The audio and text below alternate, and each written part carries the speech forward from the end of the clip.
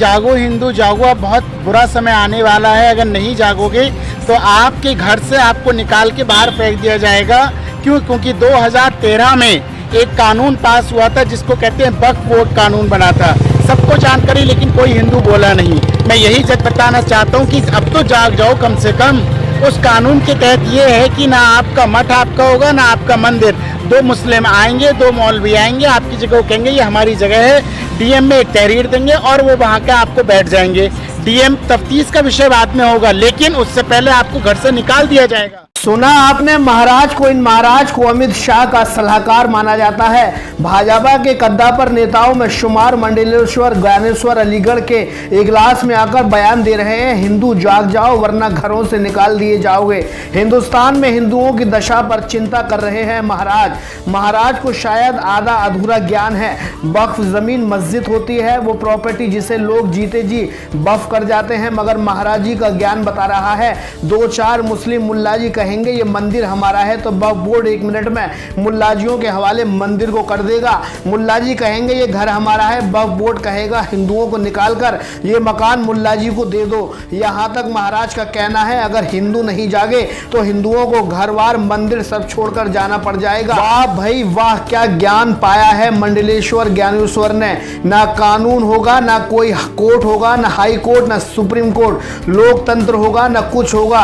कुछ दिन में वक्फ बोर्ड का ही कानून होगा। महाराज जी आपकी नीयत और आपके बोल वचन पूरी तरह से सत्ता की चाशनी में भीगे हैं। आप हिंदुओं को क्यों डरा रहे हो? साफ क्यों नहीं कहते योगी जी को दोबारा और मोदी जी को तीसरी बार सत्ता का सुख भोगवा दो। के माध्यम से मैं कहना चाहता हूं कि जागो हिंदू जागो, अब बहुत बुरा समय आने वाला है। अगर नहीं जागोगे तो आपके घर से आपको निकाल के बाहर फेंक दिया जाएगा। क्यों? क्योंकि 2013 में एक कानून पास हुआ था जिसको कहते हैं वक्फ बोर्ड कानून बना था।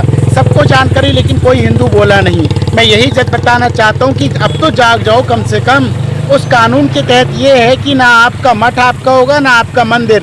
दो मुस्लिम आएंगे, दो मौलवी आएंगे, आपकी जगह कहेंगे ये हमारी जगह है, डीएम में एक तहरीर देंगे और वो वहाँ के आपको बैठ जाएंगे।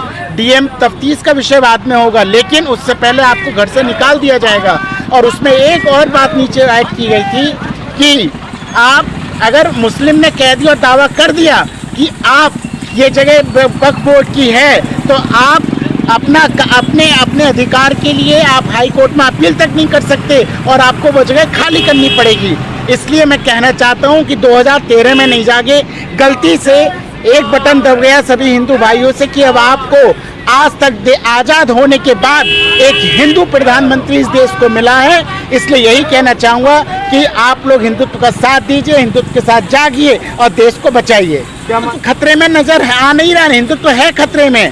हम लोग मौजूदा सरकार भाजपा की सरकार है, फिर भी हिंदुत्व खतरे में, क्या वजह है? मैं आपको बताता हूँ, ये तो योगी आदित्यनाथ है जो आज मैं थोड़ा आपसे माइक में बोल रहा हूँ, वरना अब से पहले मैं आपको बोल भी नहीं सकता था। मैं धन्यवाद करता हूँ कि आप लोगों ने योगी आदित्यनाथ को उत्तर प्रदेश का सीएम बनाया और आगे भी मैं यही चाहूँगा अपने हिंदू लोगों से कि योगी आदित्यनाथ को मुख्यमंत्री बनाएं और नरेंद्र मोदी जी को प्रधानमंत्री बनाएं, ताकि हमारे भारत। महाराज जी मुसलमानों की हालत वैसे ही खस्ता है। लब जिहाद, कोरोना जिहाद, आतंकी दंगाई क्या कुछ मुसलमानों पर लागू नहीं है?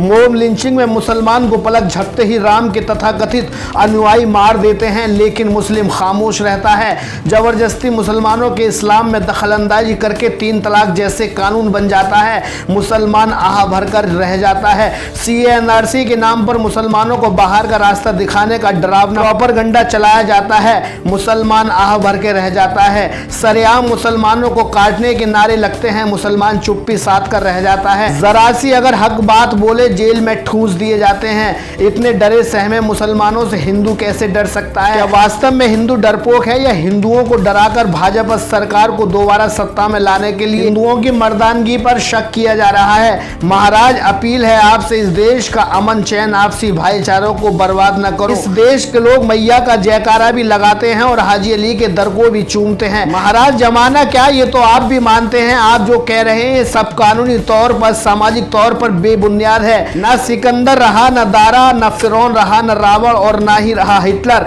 और ना ही रहा शद्दाद। सब चले गए, ये दौर भी खत्म हो जाएगा। फिर से हिंदू, मुस्लिम, सिख, ईसाई के घर आपसी प्यार की गंगा बहेगी। इतिहास तय करेगा किसने क्या किया। देश में ना हिंदू डरता है और ना मुसलमान, लेकिन अब जिससे डर लग रहा है वो है नफरत, जिसके बीज बो कर लोग राजनीति की रोटी सेक रहे हैं। हम अपने दर्शकों से कहना चाहते हैं जो हिंदू भी हैं और मुस्लिम भी हैं, अब वास्तव में जो मंडलेश्वर कह रहे हैं वो ठीक है। ईमानदारी से कमेंट करके हमें कमेंट बॉक्स में जरूर बताएं। अलीगढ़ से कैमरामैन शाहरुख खान के साथ मोहम्मद यामीन की रिपोर्ट, इंडिया सर्च न्यूज के लिए।